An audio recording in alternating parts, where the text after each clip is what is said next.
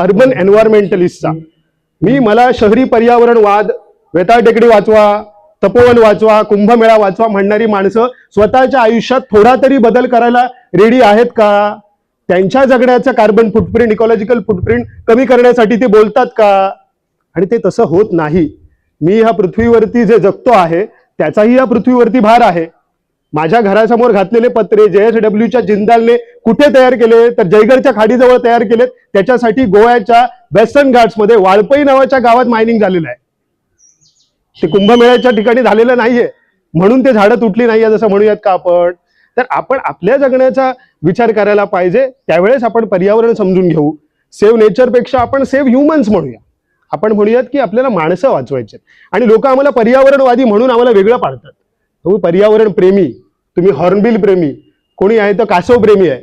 तर असे आम्ही नाही आहोत. म्हणजे मी तरी पर्टिक्युलरली नाही आहे.